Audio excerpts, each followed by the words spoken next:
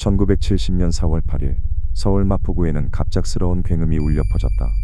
지축을 흔드는 그 소리에 주민들은 밖으로 뛰쳐나왔고 마주한 광경은 믿기 어려웠다.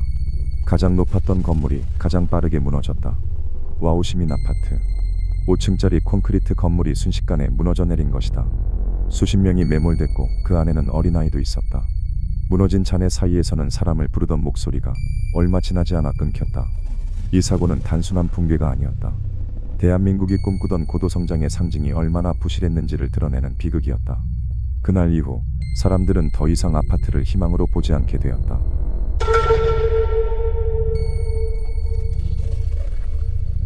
와우시민 아파트는 서울 마포구 창전동에 위치해 있었다. 1960년대 후반 한국은 본격적인 산업화와 도시화의 물결 속에 있었다. 5.16 군사정변 이후 박정희 정권은 경제개발 5개년 계획을 추진하며 잘 살아보세라는 구호 아래 급속한 도시 개발에 나섰다. 서울은 그 중심이었다. 시골에서 도시로 이주하는 인구가 급증했고 수도 서울은 순식간에 인구 포화 상태에 이르렀다. 당시 서울시는 도심 주거난 해소를 목표로 대규모 아파트 건설 정책을 추진했고 이는 한국 최초의 본격적인 아파트 시대를 여는 신호탄이 되었다. 와우시민 아파트는 이러한 흐름 속에서 등장한 대표적 사례였다. 1969년 시범주택단지라는 이름으로 설계된 이 아파트는 정부가 추진한 공공주택 정책의 일환으로 도시 저소득층과 국가 유공자들을 위한 모델주택이었다. 총 5층 규모의 한 개동, 약 80세대를 수용할 수 있는 구조였고 당시로서는 드물게 철근 콘크리트 방식으로 시공된 현대식 건물이었다. 건축주는 서울시, 시공은 당시 대한주택공사가 맡았으며 무허가 판자촌이나 달동네에서 어렵게 살아가던 이들에게 이 아파트는 깨끗하고 튼튼한 집, 곧 도시형 주거의 이상향처럼 여겨졌다. 입주 대상은 주로 국가 유공자, 저소득 서민층 등으로 구성됐고 입주 당시만 해도 이 아파트는 현대화된 생활, 신도시의 시작, 그리고 성장하는 대한민국의 상징으로 기대를 모았다. 좁은 골목과 흙바닥이 아닌 정해진 구조와 수도 전기가 들어오는 아파트. 그것은 단지 건물이 아니라 한 세대의 꿈이었다. 하지만 문제는 화려한 외관이 아니라 건축 구조의 내면에 깊게 숨어 있었다. 가장 먼저 지적된 것은 공사 기간의 비정상적 단축이었다. 당초 설계상으로는 최소 1년 이상이 소요되어야 할 규모였지만 행정 실적을 앞세우던 당시 서울시는 6개월 만에 공사를 끝내도록 압박했고 이로 인해 철근 배근, 콘크리트 양생, 구조 검토 등 필수 절차들이 충분히 지켜지지 않았다. 철근 사용량 역시 심각한 수준이었다. 설계도면상 요구된 철근 수량보다 훨씬 적은 양이 시공에 사용됐고 일부 구조 부재에서는 철근 간격이 제대로 배치되지 않은 채 단순히 겉모습만 갖춘 상태로 시공이 진행된 것이 드러났다. 심지어 콘크리트 타설 시에도 진동기 사용 없이 거푸집에 부어 넣는 방식이었으며 결합 강도를 높이기 위한 양생 시간도 전혀 지켜지지 않았다. 자재 품질 자체도 문제가 많았다. 현장에서는 규격 이하의 자갈과 모래를 혼합해 콘크리트를 만들었고 수분이 과도하게 포함된 탓에 최종 압축 강도가 기준치를 한참 밑돌았다. 일부 벽체는 망치로 가볍게 두드려도 갈라질 정도로 허약했고 기둥 내부에는 공급, 즉 빈 공간이 다수 발견됐다. 이는 콘크리트가 구조체 내부에서 제대로 채워지지 않았다는 뜻으로 건물 전체의 하중을 견디기 어려운 상태였음을 보여준다. 무엇보다 치명적인 문제는 감리와 구조 검토의 부재였다.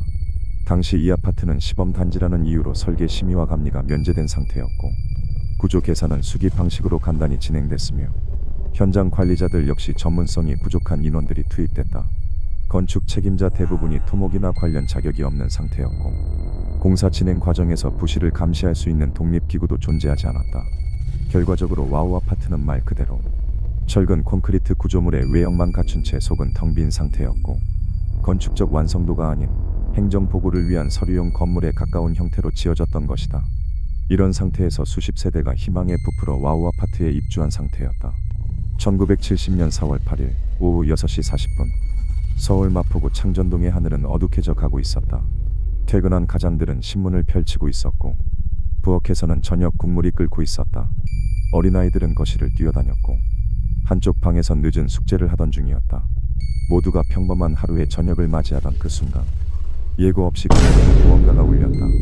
순간적으로 벽이 떨리고 천장이 흔들리기 시작했다. 누군가는 지진인가 싶어 창문을 열었고 누군가는 식탁 아래로 몸을 피했다. 하지만 다음 순간 건물은 중심을 잃고 아래로 무너져 내렸다. 천장에서 시멘트 가루가 떨어지고 기둥이 찌그러지며 부서지는 소리가 연달아 들렸다. 순식간에 바닥이 갈라졌고 복도는 붕괴와 함께 사라졌으며 계단은 연기와 흙먼지에 묻혀 흔적조차 찾을 수 없었다. 비명소리, 아이를 부르는 어머니의 외침, 깜깜한 어둠 속 매캐한 냄새와 흙먼지를 들이마시며 사람들은 콘크리트 더미 속에 갇혔다. 당시 아파트에는 총 33세대, 약 90여 명이 거주하고 있었다. 무너지는 속도는 너무 빨라서 미처 밖으로 빠져나온 사람은 20명 남짓뿐이었다. 나머지는 가족과 함께 잔해에 갇히거나 붕괴 지점 아래에서 그대로 매몰됐다. 신고를 받은 서울시 소방본부와 군부대는 긴급히 투입됐지만 건물은 이미 완전히 주저앉은 상태였다. 불도저도 들어갈 수 없었고 사방은 콘크리트와 철근 더미로 뒤엉켜 있었다. 현장에는 손전등 불빛과 곡괭이, 망치뿐이었다. 구조대원들은 맨손으로 벽돌을 걷어내며 "안에 누구 있습니까? 라고 외쳤지만 그 안에서 들리던 소리는 점점 약해졌다. 어떤 이는 자신의 팔을 뻗어 구조대를 향해 손을 흔들었고 어떤 아이는 팔베개를 한 채 조용히 숨을 멈춘 채 발견됐다. 밤새워 진행된 구조 작업은 시간과의 싸움이었고 생존율과의 싸움이었다. 그러나 무너진 구조물은 두껍고 복잡했고 시멘트 덩어리 사이로 기어들어가는 구조대원들은 때로는 들려오는 목소리를 향해 손만 뻗은 채 어쩌지 못한 채 뒤돌아서야 했다. 그렇게 서울의 한밤중에 희망과 절망이 동시에 울렸다. 사고 이후 정부는 즉각 긴급 대책 회의를 소집하고 서울시와 대한주택공사에 대한 전면 조사를 지시했다. 현장에는 건설부와 서울시 감사관, 경찰 조사팀이 동시에 투입됐다. 곧이어 발표된 예비 조사 결과는 그야말로 충격 그 자체였다. 우선 아파트의 설계를 맡은 인물은 정식 건축사가 아닌 토목 분야 경험자였던 것으로 확인됐다. 공식적인 건축 자격이 없었음에도 불구하고 시범 사업이라는 명목 아래 행정 절차가 간소화되며 설계권이 부여되었던 것이다. 더욱이 이 설계도는 제대로 된 구조 해석 없이 작성됐고 건축 허가 당시에도 전문 심의위원회의 검토가 생략된 것으로 드러났다. 시공 과정에서도 기초 공사부터 오류가 있었다. 집안이 약한 상태에서 기초를 충분히 다지지 않았고 파일 받기 없이 바로 콘크리트를 타설한 기록이 확인됐다. 이는 건물 하중이 아래로 고르게 분산되지 못하게 만드는 결정적 요인이었다. 콘크리트 역시 기준을 충족하지 못했다. 타설 시 과도한 물을 섞어 작업을 빠르게 진행하려 했고 이로 인해 콘크리트의 압축 강도는 기준 대비 절반 수준밖에 나오지 않았다. 철근은 도면과 실제가 전혀 달랐고 기둥 내부에 반드시 들어가야 할 철근의 간격은 과도하게 벌어져 있거나 누락돼 있었다. 설계상 두께보다 얇은 철근을 사용한 사례도 여러 군데서 확인됐다.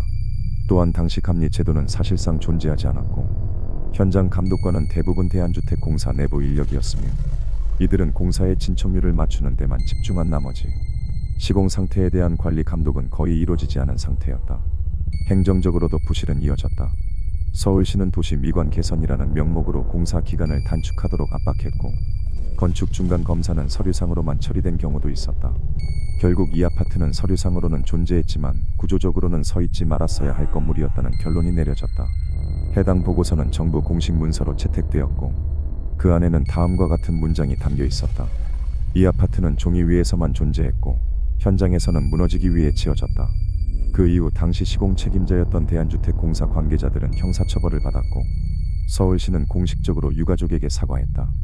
이 사건은 대한민국 역사상 최초의 대형 아파트 붕괴 사고로 기록됐고 이후 정부는 아파트 건축 규정과 감리 절차를 대대적으로 개정하게 된다. 하지만 희생자들의 삶은 돌아오지 않았다. 사고로 인해 총 33명이 숨졌고 이 중에는 어린아이도 노부부도 있었다. 생존자와 유가족은 임시 거처에서 오랜 시간 정신적 고통을 겪었고 당시에는 트라우마나 재난심리 치료 개념조차 존재하지 않았다.